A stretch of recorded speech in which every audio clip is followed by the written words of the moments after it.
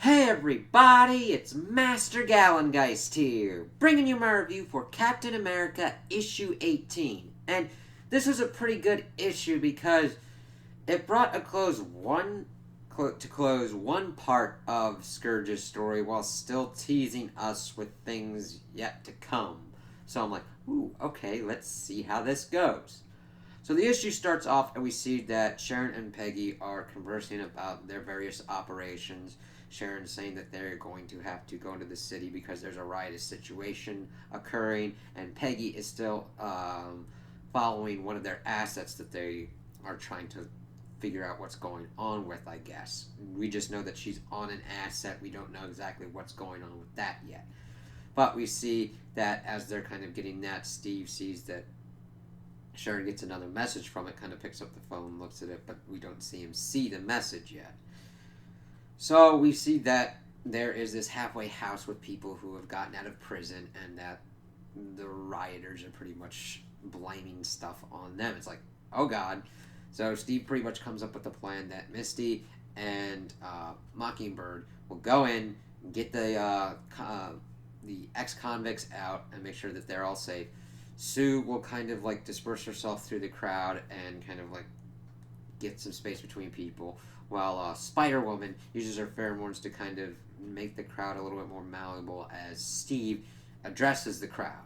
And I really like this part because we see that Jessica's doing her best to use her pheromones throughout the crowd. It does start to calm them down, and Steve's like, listen, I understand everything is going crazy and the world's upside down, but we need to figure out to trust each other.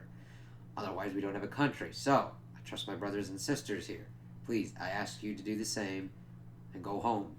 And you don't know if it's going to work at first because we see that Jessica passes out about halfway through this. But everybody's like, yeah, all right, I'm with Kat. And everybody was kind of leery at first, and everybody was pissed off in the beginning of it. But after Steve's able to say his piece, everybody's like, all right, cool. And even the cops were like, oh man, I know I'm probably supposed to arrest you, but we kind of need your help because they had pretty much got Scourge locked down in one of his safe houses up further. So, he says that our guys are pretty much getting hammered up there. We could really use Cap's help. Because if you can't believe in Captain America, who can you believe in? So Steve and his group go up there, and we see that Misty's kind of using her tech to try and figure out what's going on with all these turrets. And Sue uses her shielding to protect the cops that have been injured at this moment. So he's able to get the information from Misty that the barn is kind of the command hub, and he does his cool ass kind of usual way to get out there, and he's like, Scourge, jigs up pretty much. He's like, nah, Cap, nah. And he runs outside and uses his turrets to kill himself and have justice served. And Steve's like, damn it.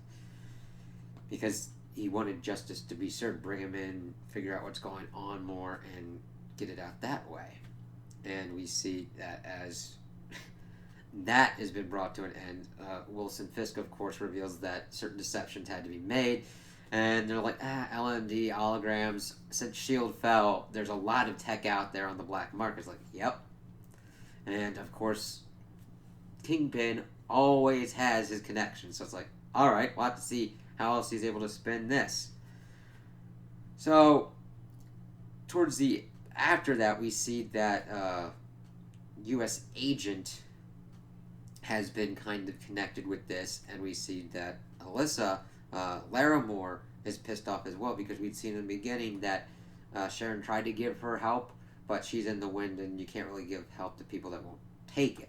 And of course, U.S. Agent wants Alyssa to remember this, that this is the government and this is how they chose to do this, and that when the time is right, as he had in his hands a Scourge helmet, that she'll be called upon to do it as well. It's like, ooh, okay, I wasn't expecting that from U.S. Agent. I know he was pissed with the Hydra takeover, but this is interesting to see if we don't know if he's like the mastermind behind Scourge at this moment, or he's just connected to it and helping other people who identify with Scourge's kind of ideals to act them out. So that's where that's left. I was like, oh god. And we see that Steve and Sharon are taking a load off. Of course, Sharon is complimenting Steve on being able to handle that crowd because Spider-Woman passed out during it, and she's like sleeping it off on the couch. So she goes off to get a beer, and we see that, of course, Peggy is texting Sharon under their code names and everything, and Steve answers it that, yeah, he'd meet up with her. It's like, okay. I mean, I understand Steve going about it this way because Sharon and the rest of them haven't been truthful with this, but it still kind of sucks. It's like, but Steve needs to find out information. He's in the dark on these things. If he doesn't have the information he needs to, he could make a critical error that could lead to something even worse happening. So I can understand that mindset. So it's going to be kind of interesting to see how that kind of shakes out in the next couple issues. So those are my opinions on the issue. Tell me what you guys think in the comments below. If you liked it, if you didn't like it, if you agree with me, if you disagree with me. Also like and subscribe, and I hope you have a good day.